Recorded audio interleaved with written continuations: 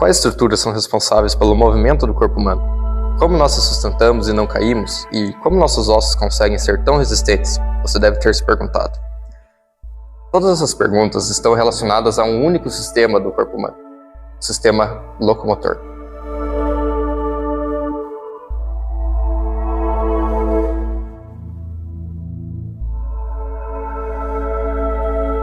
O sistema locomotor é responsável pela movimentação, sustentação, proteção, produção de células sanguíneas e armazenamento de minerais absorvidos pelo corpo humano, permitindo que os indivíduos se desloquem atrás de alimentos, fujam de predadores ou até mesmo escavem tocas ou abrigos. O sistema locomotor foi fundamental para o desenvolvimento dos organismos. Assim sendo, ele é formado por 3 conjuntos de estruturas: o esqueleto, os músculos e as articulações.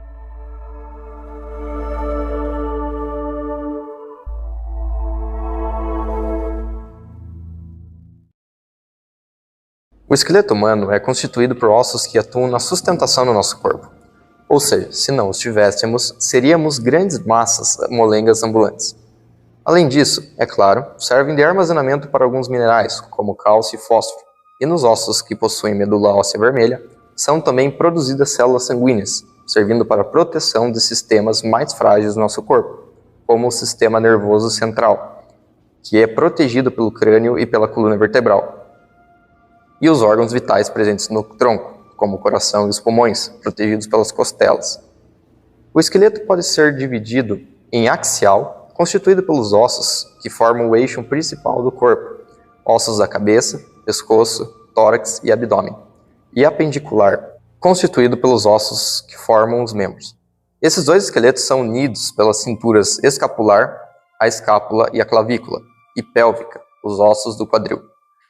Quanto às medulas, nós temos a medula óssea vermelha e a medula óssea amarela, sendo a vermelha a responsável pela produção de glóbulos vermelhos, glóbulos brancos e das plaquetas, contendo um grande número de vasos sanguíneos, e a medula óssea amarela, que armazena tecido adiposo na forma de gordura dentro dos ossos. É interessante ressaltar que, conforme nós vamos envelhecendo, nossos ossos vão substituindo suas medulas ósseas vermelhas por amarelas. Quanto ao tecido ósseo, o principal constituinte do nosso esqueleto é um tipo de tecido conjuntivo, formado por células e material extracelular calcificado, a matriz óssea. As células presentes no tecido ósseo são os osteócitos, que se situam em cavidades chamadas lacunas, onde cada lacuna ocupa uma célula. Elas são também achatadas e as mais presentes no tecido ósseo.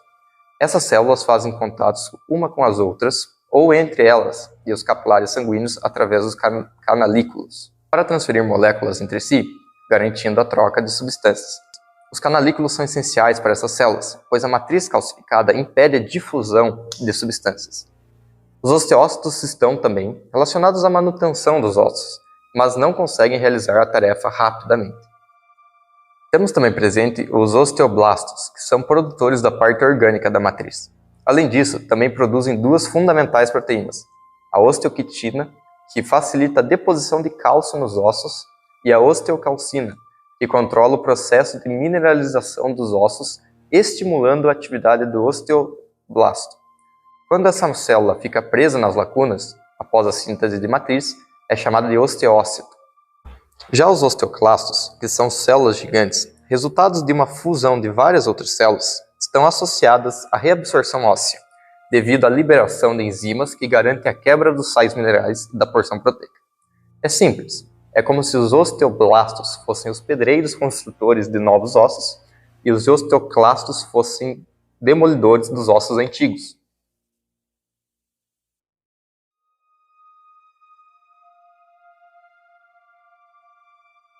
Em relação à estrutura dos ossos, eles são muito resistentes e apresentam uma porção orgânica, que é chamada de osso esponjoso, e uma porção inorgânica, que é conhecida como osso compacto. O tecido ósseo esponjoso é formado por colágeno, com muitas cavidades, o qual confere flexibilidade aos ossos. Em relação ao tecido ósseo compacto, é formado por partes sem cavidades, onde se encontram minerais como cálcio e fósforo mineralizados, os quais conferem dureza aos ossos.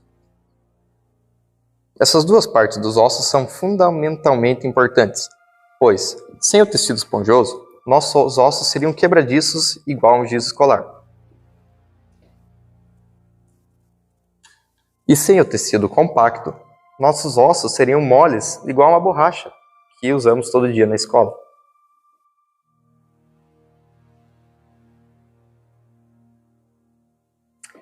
É importante ressaltar que os ossos menores do corpo humano, como o estribo e a bigorna, localizados no ouvido, apresentam apenas tecido compacto, mas isso é história para outro dia, pois esses não fazem parte do sistema locomotor, propriamente dito.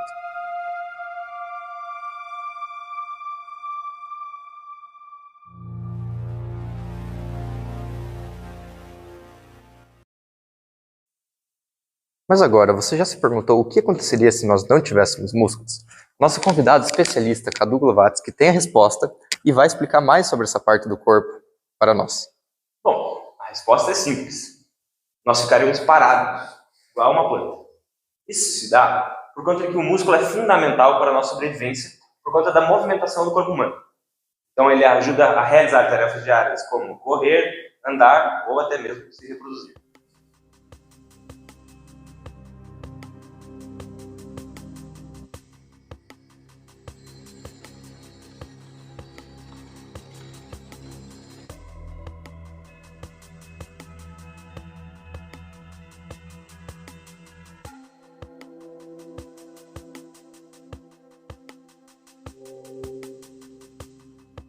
Bom, os músculos podem ser classificados em 3 tipos.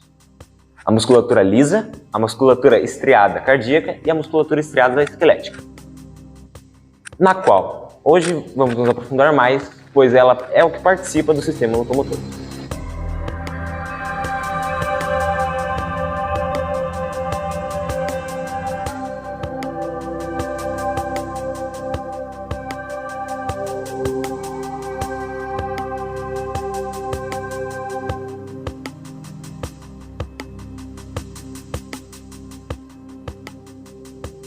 As células musculares são células alongadas com vários núcleos e a capacidade de se contrair. As células dos músculos são assim denominadas, pois apresentam estrias transversais, formadas pela alternância entre uma faixa clara e uma faixa escura.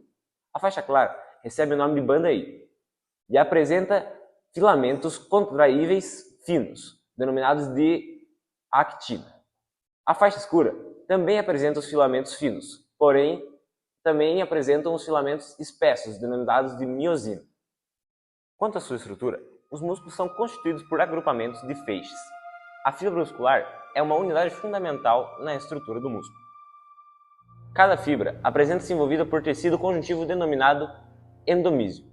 As fibras agrupam-se para constituir os feixes musculares, sendo também envolvidos por um tecido conjuntivo denominado perimísio. O músculo, constituído por agrupamentos de feixes, é envolvido pelo epimísio, também de tecido conjuntivo. Portanto, na constituição do músculo estão intimamente associadas as fibras musculares e o tecido conjuntivo. Agora você já sabe como a contração muscular funciona? Um complexo conjunto de ações do nosso organismo responsável por esses movimentos. Assim sendo, por primeiro, um estímulo nervoso é gerado no cérebro, que vai através dos nervos até o músculo desejado. Quando esse estímulo nervoso chega ao músculo, ele libera neurotransmissores, que fazem a actina e a miosina se contraírem, diminuindo o tamanho do sarcômero e provocando a contração muscular. Agora que entendemos como a contração muscular funciona, podemos classificá-las. Sendo primeiro, a contração isométrica, que é quando o músculo se contrai, sem encurtar o seu tamanho. Por exemplo, a manutenção da postura. Temos também a contração isotônica, que é quando a contração promove o encurtamento do músculo. E temos como exemplo o movimento dos ombros. Por último, temos a contração isocinética, que ocorre quando o músculo exerce uma força contra uma resistência constante. Nesse tipo de contração, a tensão é máxima em todos os ângulos da articulação envolvida. É geralmente usada para teste de força muscular. É importante saber que mesmo para relaxar, uma contração também demanda energia. Por fim, temos a pergunta: Mas como os músculos se ligam aos ossos? Para isso, eu chamo meu amigo Dr. Luca Vitória. Bem, é aí, amigos, que as articulações entram.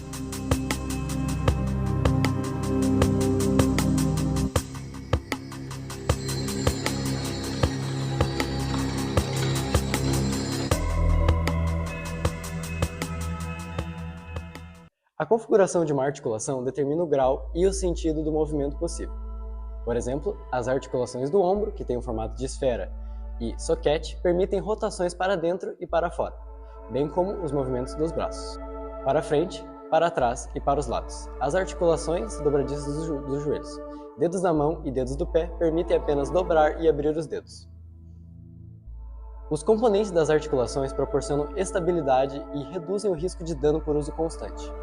Em uma articulação, as extremidades dos ossos são cobertas por cartilagem. A cartilagem é um tecido liso, resistente, elástico e protetor, composto por colágeno, água e proteoglicanos, que reduz o atrito durante o movimento das articulações, sendo que o colágeno é um tecido fibroso, resistente e os proteoglicanos são substâncias que ajudam a dar resistência à cartilagem. As articulações também têm um revestimento, o tecido sinovial que as envolve para formar a cápsula articular. As células do tecido sinovial produzem uma pequena quantidade de líquido claro, o líquido sinovial, que nutre a cartilagem e reduz ainda mais o atrito, facilitando o movimento. De maneira mais clara, podemos citar exemplos de articulações para melhor detalhar as suas funções. Há muitas articulações no corpo humano, cada uma com suas próprias características e funções. Aqui estão algumas de suas principais. As articulações sinoviais, que foram brevemente citadas, são as mais comuns no corpo humano e são encontradas em áreas como joelhos, cotovelos e ombros. Elas são envolvidas por uma cápsula articular que contém líquido sinovial para reduzir o atrito entre as superfícies articulares. Os ligamentos circundantes fornecem estabilidade. Temos também as articulações cartilaginosas, conhecidas como sincondroses e sínfises. Essas articulações são unidas por cartilagem e podem ser encontradas, por exemplo, entre as costelas e o externo.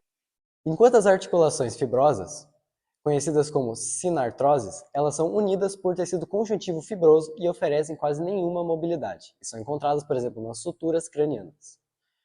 Sobre os ligamentos, eles são bandas de tecido conjuntivo que conectam os ossos e fornecem estabilidade às articulações. Aí vem o questionamento: você já rompeu algum ligamento? Se sim, irá descobrir logo mais como esse processo ocorre. Por último, falaremos dos tendões, que, embora não sejam parte direta das articulações, conectam os músculos aos ossos, permitindo os movimentos das articulações. Eles são formados por tecido cartilaginoso denso, modelado e possuem grande importância ao movimento do nosso corpo. Todas essas importantes estruturas trabalham em conjunto para permitir os movimentos suaves e estáveis, garantindo a funcionalidade adequada do nosso corpo.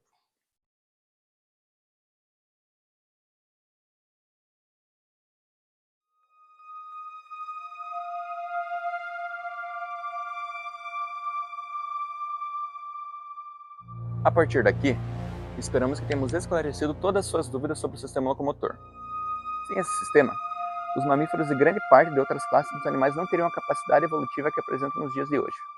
Então, chegamos ao fim dessa jornada, onde cada osso, ligamento e articulação apresentam um papel fundamental para nós.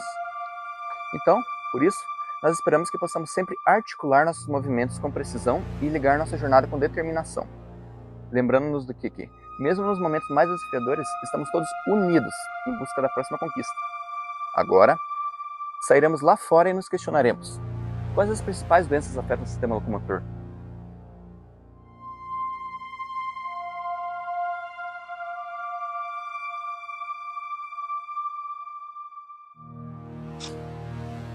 O sistema locomotor é composto por ossos, músculos, ligamentos e articulações que apresentam uma série de doenças e condições que podem comprometer seu funcionamento, causando dor, limitações e, em alguns casos, incapacidade.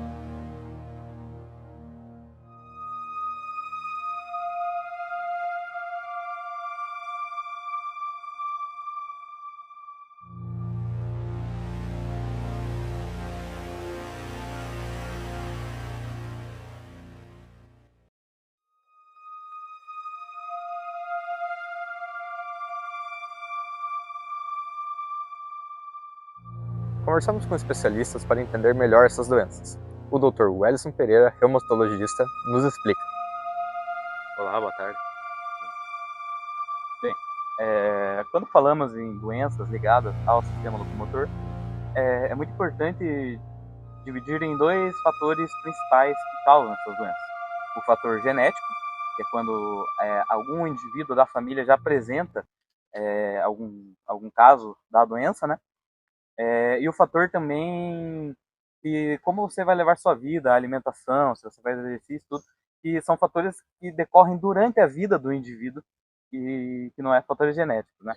Entre as doenças podemos citar a osteogênese imperfeita e a distrofia muscular, que como eu falei, são doenças genéticas, ou seja, se você tem pais, tios, enfim, alguém da família que possui essa doença, você tem ali uma pequena chance de também possuir, e, enfim, os filhos e tal, e aí no caso será genético, né?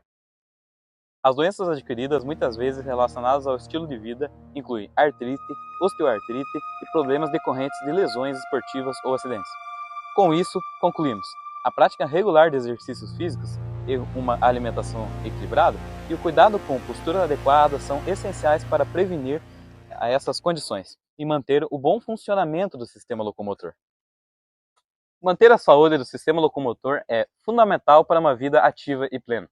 Prevenir e tratar doenças, lesões de maneira adequada nos permite desfrutar nossas atividades diárias com liberdade e sem dor.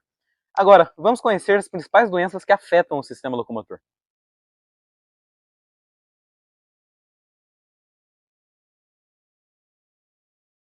Por primeiro, falaremos da osteoporose, uma doença metabólica óssea caracterizada pela redução da densidade e da qualidade dos ossos, tornando-os mais frágeis e suscetíveis a fraturas. Esse enfraquecimento dos ossos ocorre devido a um desequilíbrio de remodelação óssea, onde a absorção dos ossos supera a formação de um novo tecido para os ossos.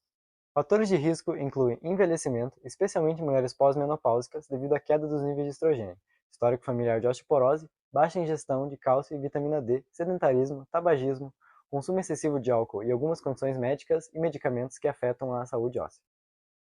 A prevenção e o tratamento da osteoporose envolvem uma abordagem multifacetada. Medidas preventivas incluem uma dieta rica em cálcio e vitamina D, prática regular de exercícios físicos, especialmente atividades de resistência e carga, e a adoção de um estilo de vida saudável, evitando o tabagismo e o consumo excessivo de álcool. Para aqueles já diagnosticados com a osteoporose, o tratamento pode incluir medicamentos que ajudam a fortalecer os ossos, como os bisfosfonatos, hormônios, moduladores seletivos dos receptores de hidrogênio e outras terapias que promovem a formação óssea. Além disso, a monitorização regular da densidade mineral óssea é essencial para avaliar a eficácia do tratamento e ajustar as intervenções conforme necessário. Em seguida, falaremos da artrose, também conhecida como osteoartrite, que é uma doença degenerativa das articulações que causa a degradação da cartilagem articular. À medida que a cartilagem se desgasta, os ossos começam a se pregar diretamente, levando a dor, rigidez, inchaço e perda de movimentos na articulação afetada. Essa condição é mais comum em idosos, mas também pode afetar pessoas mais jovens, especialmente aquelas que sofreram lesões articulares, possuem excesso de peso ou têm predisposição genética. A artrose pode afetar qualquer articulação, mas é frequentemente observada em joelhos, quadris, mãos e coluna vertebral. O tratamento da artrose é geralmente focado no alívio dos sintomas e na melhoria da função articular. As abordagens incluem o uso de medicamentos analgésicos e anti-inflamatórios, terapias físicas como exercícios de fortalecimento e alongamento e a perda de peso para reduzir a carga sobre articulações. Em casos mais graves, podem ser necessários procedimentos médicos como injeção de corticosteroides ou ácido hialurônico, e até mesmo cirurgia para reparar ou substituir articulações danificadas. Além disso, modificações no estilo de vida, como a prática regular de atividades físicas de baixo impacto, por exemplo, natação e caminhada, e o uso de dispositivos auxiliares como palmilhas ortopédicas ou bengalas podem ajudar a gerir os sintomas e melhorar a qualidade de vida dos pacientes com artrose. Além dessas, temos diversas outras doenças que afetam esse sistema, como a artrite reumatoide. É uma doença autoimune crônica que causa inflamação das articulações, levando a dor, inchaço, rigidez e eventual deformidade articular. Afeta principalmente as mãos e pés e requer tratamento com medicamentos imunossupressores, anti-inflamatórios e fisioterapia. Temos também a bursite, que é a inflamação das bursas, pequenas bolsas de líquido que reduzem o atrito entre os ossos e nossos tecidos moles, causando dor e inchaço nas articulações. e é geralmente tratada com repouso, gelo, anti-inflamatórios e fisioterapia. Seguindo a lista, a tendinite é uma inflamação dos tendões, frequentemente causada por uso excessivo ou lesão. A tendinite provoca dor e limitação de movimento, sendo tratada como repouso, anti-inflamatório, gelo e exercício de reabilitação. Sobre a hernia de disco, outra doença do sistema locomotor, ela ocorre quando um disco invertebral se desloca ou se rompe. Isso causa dor nas costas, que podem irradiar para a dor nas pernas, braços, ou dependendo da localização da hernia. O tratamento varia desde repouso, a fisioterapia até cirurgia. Por último, a fibromialgia é uma condição crônica caracterizada por dor musculoesquelética generalizada, fadiga e pontos sensíveis pelo corpo. O tratamento inclui medicamento para dor, exercícios, técnicas de relaxamento e terapias comportamentais.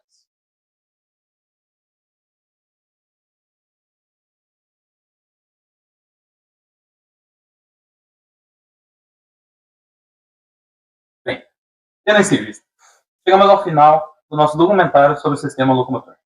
Esperamos, do fundo do coração, que vocês tenham gostado. E muito obrigado pela atenção.